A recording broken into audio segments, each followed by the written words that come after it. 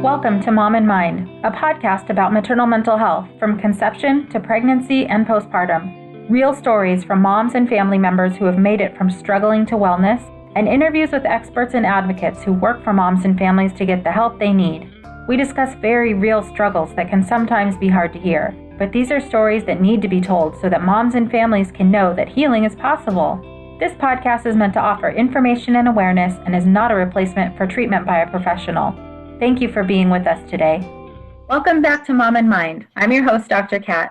In this episode, we will be discussing cultural considerations for Latina moms who are dealing with maternal mental health issues. We'll cover some of the relevant issues about Latina moms during pregnancy and postpartum, some cultural specific practices, and some of the barriers to treatment and access to care for these moms and families. There's so much ground to cover when it comes to being fully culturally aware. So we're hopeful to touch on some of the main considerations today, continue to have the discussion around culturally relevant, sensitive care concerns for all cultural and ethnic groups. Today we have on Emilia Ortega-Jara, who is the LCSW, psychotherapist in private practice at Corazon Counseling Service. Emilia has been a longtime advocate for culturally and linguistically appropriate mental health services for the Latino community. She has worked and collaborated with social justice organizations as a community organizer and trainer on issues highlighting women and girls. She's worked with various community-based mental health agencies, facilitating the healing process of youth, women, and families who have experienced trauma. Emilia has extensive experience developing and facilitating both therapeutic support groups and leadership advocacy groups for women. She took special interest in developing her clinical expertise in the treatment of perinatal mood disorders after the birth of her son. Emilia has been a postpartum support international coordinator for Riverside County Warmline for the past 5 years. She facilitates trainings and workshops on maternal mental health and cultural specific issues throughout the Inland Empire. Thank you so much for being here, Emilia.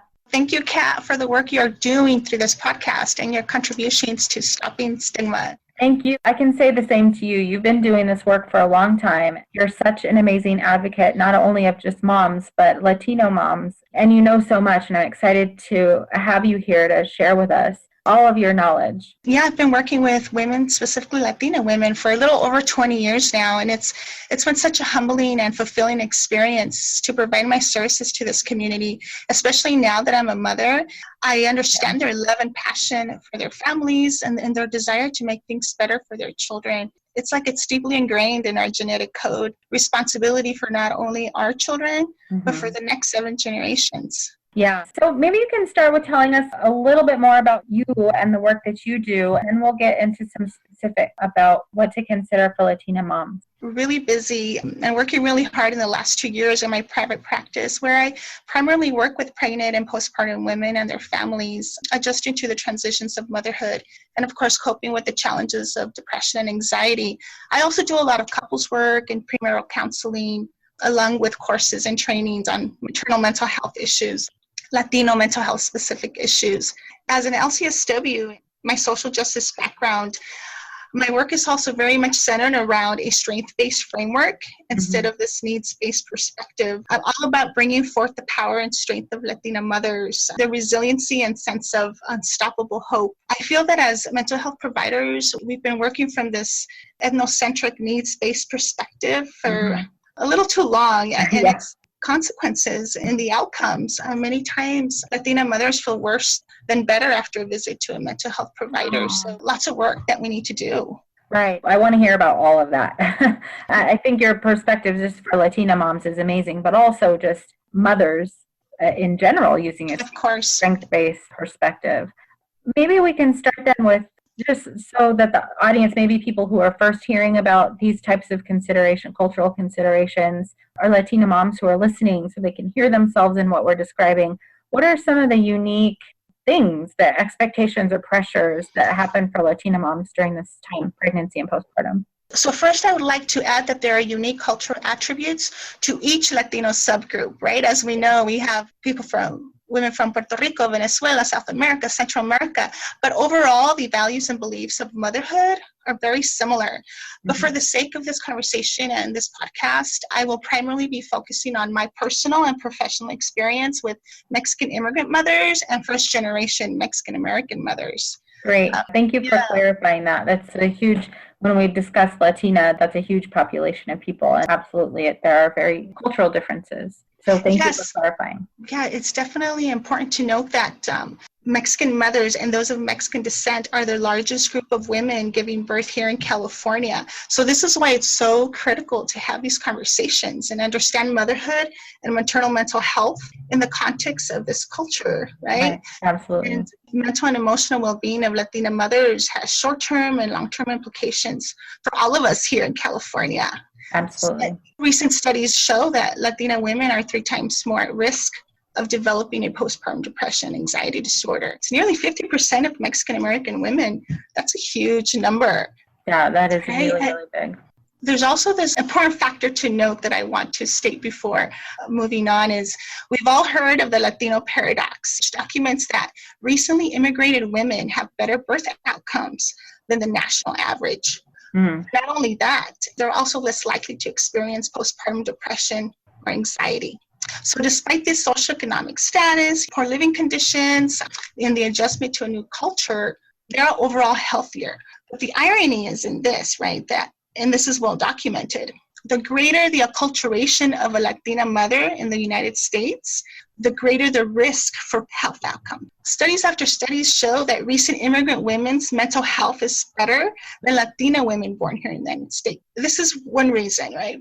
One negative effect of acculturation is the erosion of the Latino social support structure that we know it's so important. Unfortunately, due to the pressures of individualism, materialism, the social pressures of work, this concept of time is money, one begins to leave behind the social connections that keep us connected and emotionally supported. This has caused a consequence. Yeah. And we see this in the statistics mentioned earlier. Right. Oh, wow. Essentially, the moms that are just coming here still have some of that intact in terms of the social supports and the cultural practices are protective of health. Something that I wanted to highlight in this conversation, because this is applicable to all cultures and ethnicities. You know, if we begin to see this as something to learn, develop like social support networks, which we see it's so needed with mothers going through depression and anxiety. Right. We have something going on here. And along the lines, too, we have these expectations of motherhood in our culture. So motherhood is highly regarded in our culture and is by far the most important role. I mean, Mother's Day is a national holiday in Mexico. There are parades, businesses close, schools have concerts and celebrations. Mothers, it's really a big deal. Yeah. Immense loyalty and love for mothers and utmost respect for them. Mothers have this tremendous expectation to endure it all for the love of their children. Yeah. The quote-unquote self-sacrificing mother. Right. But it's not necessarily a negative thing, depending on how it's framed.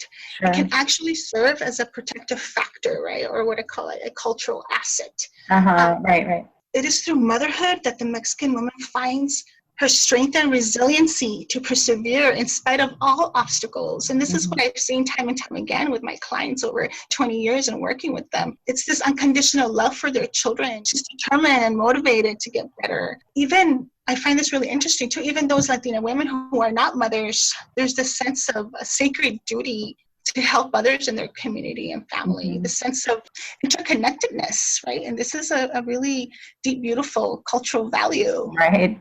That's amazing. So they're pulling on their role. And it sounds like, I think maybe one of the benefits that I'm hearing is that it's a well-defined role. There's no real confusion about what motherhood means necessarily. Yes, exactly. And like I said, it's highly regarded and respected, but unfortunately, when it does become problematic, especially for a mother that's going through a perinatal mood disorder, is when the shame and guilt of not meeting that expectation of one's role as mothers creeps in so deep that she's frightened, that she's fighting through this emotional pain alone. Right. She becomes afraid to reach out for support and fear that she'll be judged and labeled as a bad mother. Right. Oh, right. So because the role, maybe that's the downside of the role being so highly regarded and well-defined, is that mom isn't able to meet those expectations, then her feeling is so much worse about herself, the guilt and the shame like you described. Talk about kind of like the structural situations that have contributed to this, right? So before, it's understandable why a Latina mother is not going to easily open up, right, about her mental and emotional struggles. There's this tremendous shame and guilt attached to that. So it's important as providers that we're aware of these cultural expectations, the values and beliefs that Latina have about motherhood. But again, I really want to emphasize that if we approach this from a strength-based framework, these values and beliefs are at the core of a mother's recovery and well-being. So it's really up to us as providers to ensure that there's systems in place, right? This resiliency in Latina mothers to win their trust. So it's really about trust. So if they don't trust the providers or the system to come and to help her through this challenge, it's not going to happen. Right. Yeah, it's not going to happen. To continue adding to this, which I think is really, really important, I want to challenge this negative stereotype of the Latina mother as this weak who's at the mercy of her machista husband. I kind of laugh sometimes at this stereotype that's really prevalent in our culture, which in reality is that our culture is very much matriarchal, despite these negative stereotypes. Right? Within the family context, it is the mother who's at the center of the family. Right. You know, the one who gets things done, the one who holds it down. Much power to her role as a mother. Right. Latina mothers are strong, fierce women. I know, I was raised by one, and I've been surrounded with them all my life. Right. As you're talking about this, I can just sort of imagine when if a Latina mom is going in for treatment with somebody who doesn't understand these cultural considerations, maybe needing to play to the strengths of her culture and the strengths of her history, might be asking her to almost maybe do the opposite, like be independent or don't ask for help, or it could go all kinds of ways where they feel more isolated. Yes, exactly. That's what happens so many times. This is why we need these conversations, and thank you, Kat, for doing this. Oh yeah, well, this isn't going to be our only conversation with you and with other providers who can bring cultural perspective, because it is absolutely necessary. We don't all come from the same culture, let alone like the same family. Everybody's different, but specifically there are these things that we should be really paying attention to. So value your wisdom and insight here. In terms of, and you went over some of the expectations and some of the pressures, and I'm sure that could maybe be from the culture and on moms. Any one of these questions that we're going over, we could spend hours on. Right. For the sake of having this be part of our beginning our conversation, what other things, what kind of cultural practices can be a part of this time during pregnancy or postpartum that are protective of moms and helpful? What happens if they cannot engage in those practices? Like you're saying, you work with a lot of immigrant moms and maybe they don't have the structure in place to uphold some of the cultural practices. So I guess that's two questions. What are some of the practices that people use to cope and get through, and what happens when they can't use them? Yes, I really want to share this beautiful cultural practice called La Cuarentena, which is a 4-day rest period for a mother, which consists of the mother's family and community coming together to nourish and help the mother heal from birth. Fully aware that the well-being of the child is ultimately tied to that of the mother.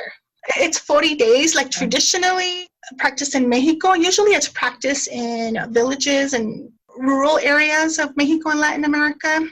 And this practice includes nourishing foods, healing teas, massage for mama and baby, vaginal steam baths. It's all about nourishing the mama physically, emotionally, and spiritually. And these practices are still very alive in many communities in Mexico and other Latin American countries.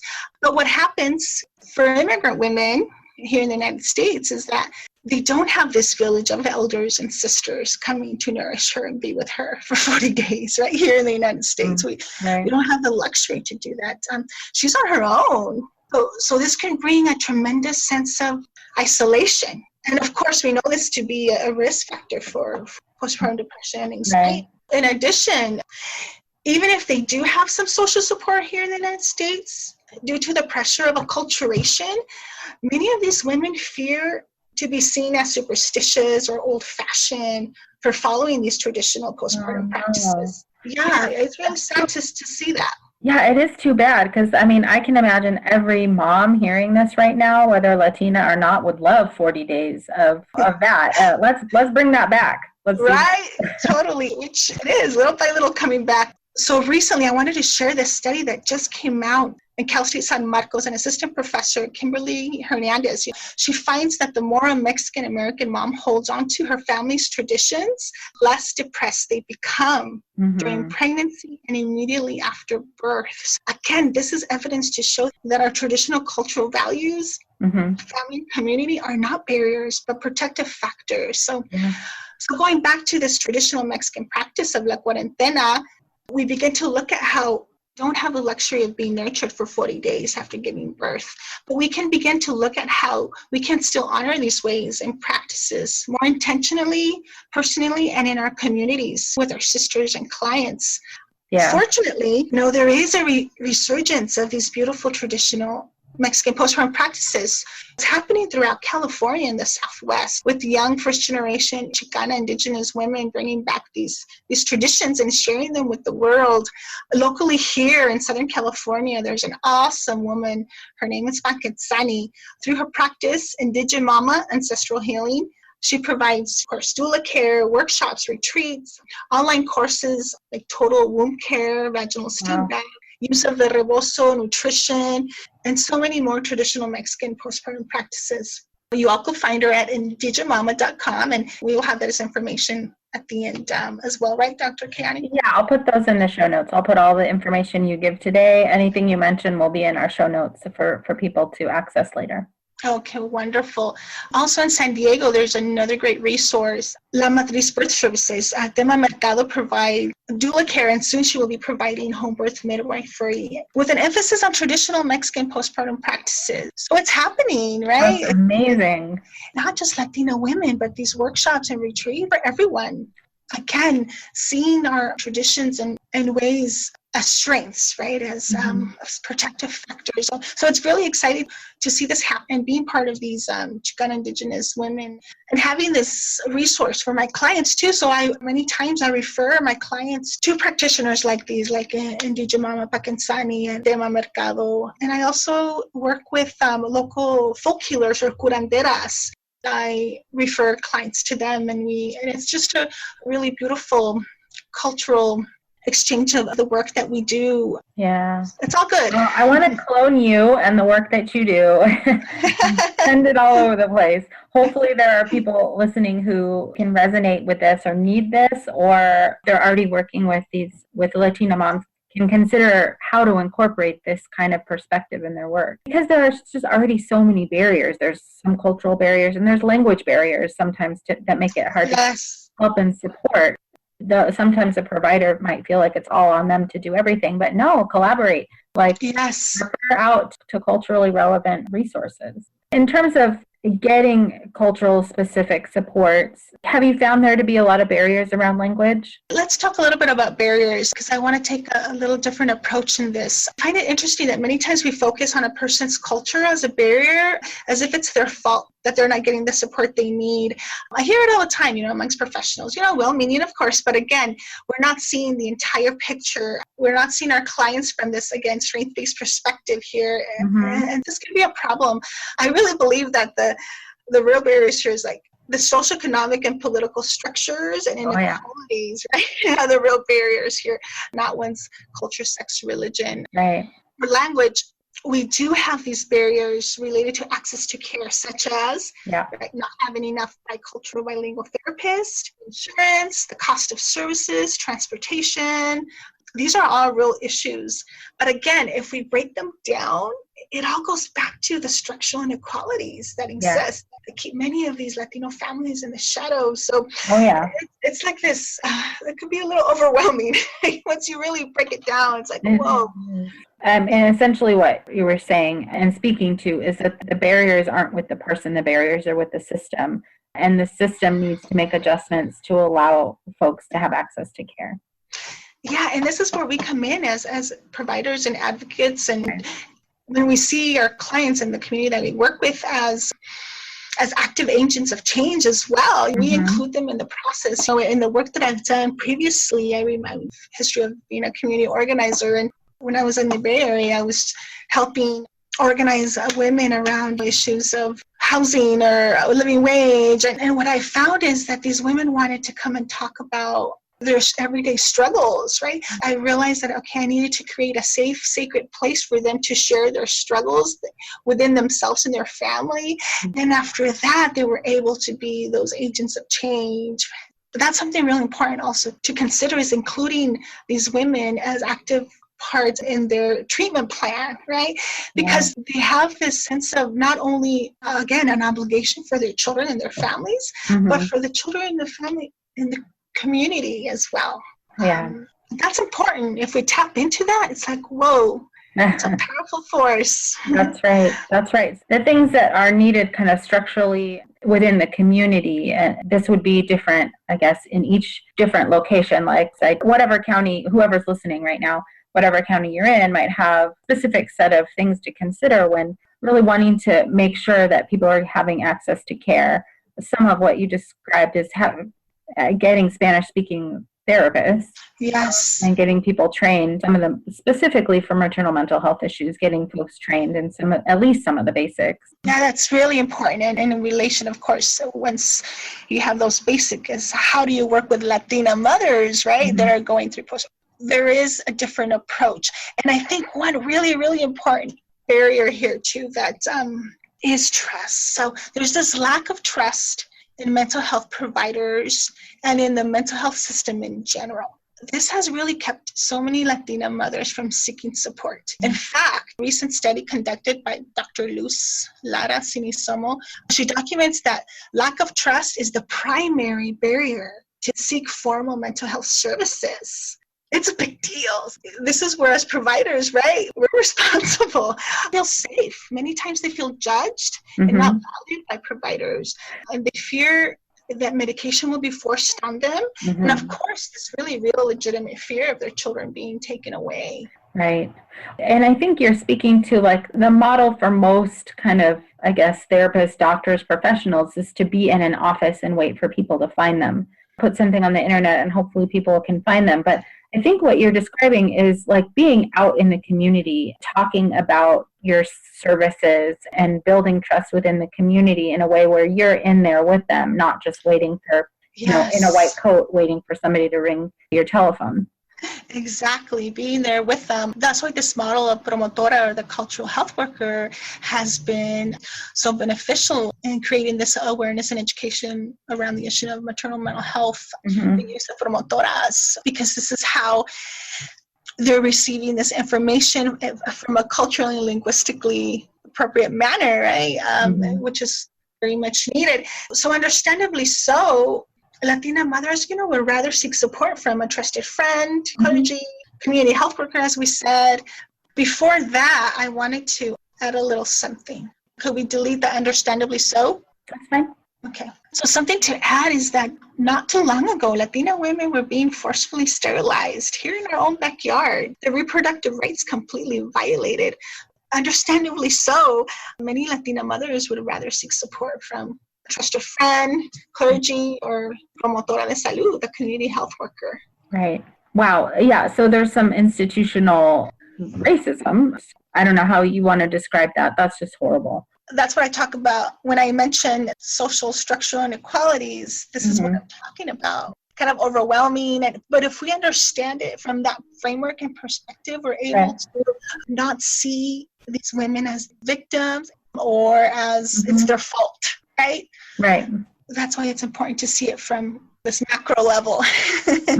Absolutely. I mean, having the strengths-based perspective is such a valuable perspective to have. All of the things that you've discussed so far. And again, we're just kind of touching on some of the main topics, things to consider. There's so many other aspects to the culture, to treatment, and to being culturally sensitive that are important.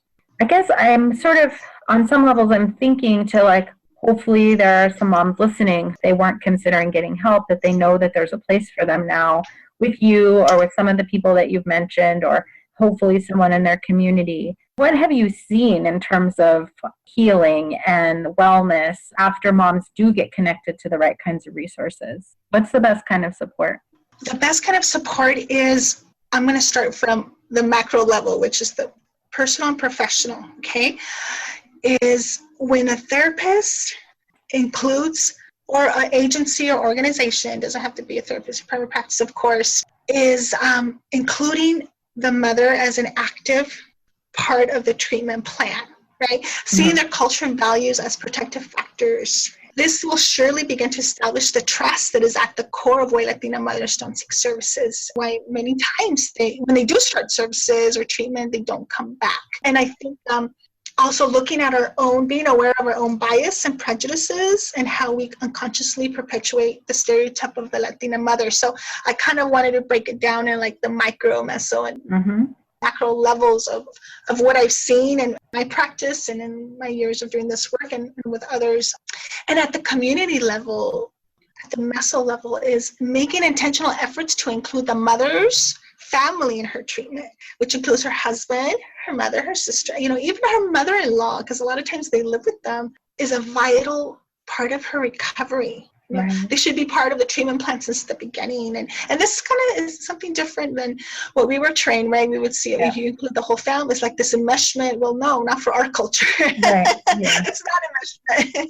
It's part of, it's needed. We need the family to be involved because, again, they are her protective factor. They're the ones that are going to be there every day. And then they need that education and awareness of what maternal depression and anxiety look like. Right. So that's a big one when working with the community. And what I've seen, they've asked for it too. It's like, can I bring my husband, my children, my mother-in-law, my sister? They asked for this. And of course, establishing the support groups in the community that are facilitated by women that look like them, right? And then speak their language.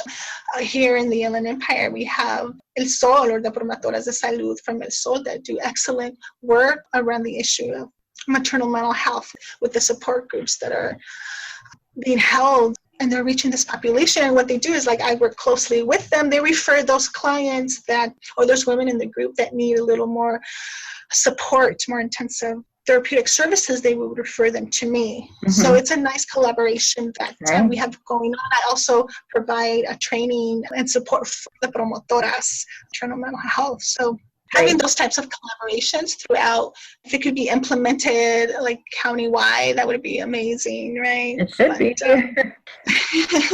Whoever's listening, let's get on that. I know, absolutely. And not joking aside, totally. I mean, especially in Southern California and in the Southwest, where I don't know what the population numbers are, but it's definitely higher than in other parts of the country, maybe.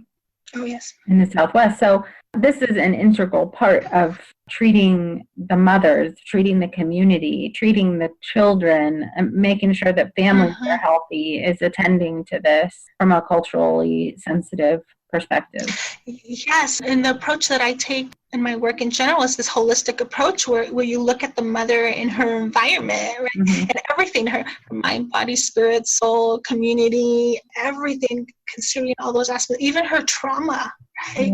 Trauma informed the way, her story of immigration, how she came to the United States, and for what reasons, what conditions, what did she have? Because a lot of times they endure a pretty arduous journey to the United States that could be very traumatic. So I always make sure that I ask those questions in my assessment and work with mothers.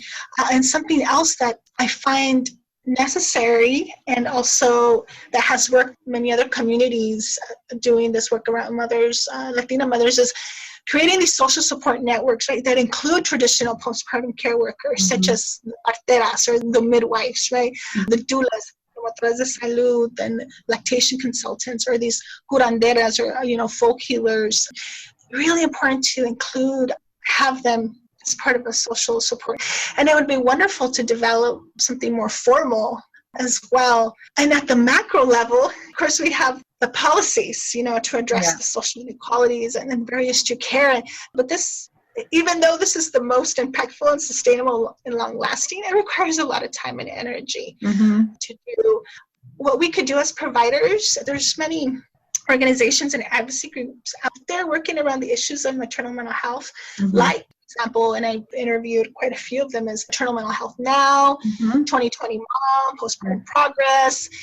And locally here in the Inland Empire, we have San Bernardino Maternal Mental Health Working Group that I know you and I are part of, the Inland Empire Perinatal Mental Health Collaborative, which, by the way, is hosting their 7th annual Maternal Mental Health Conference titled The Impact of Culture and Faith on Parental Mental Health. So this is perfect timing.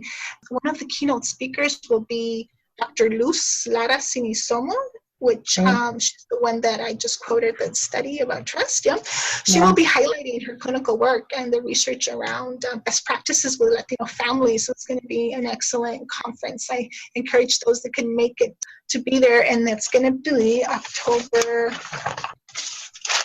27th at Loma Linda University. That's great. There's so much we could talk about, and I feel like we should talk again multiple times about this and really continue the discussion. This isn't like let's just talk about cultural issues once. I mean, this is an ongoing discussion, things that all providers need to keep in mind, and not just mental health providers, though. I'm talking about OBs, pediatricians, family health doctors, anyone who is having contact with a mother hopefully is having some of this in mind, or at least having an awareness, if I can say, if you don't know enough that you need to know more, or to refer out to somebody who does know more in order to help protect the health and well-being of moms and babies and families. This type of prevention and this type of addressing this stuff early on helps way, way long term, even just with a lot of information you gave us today, but clearly enough to cover everything.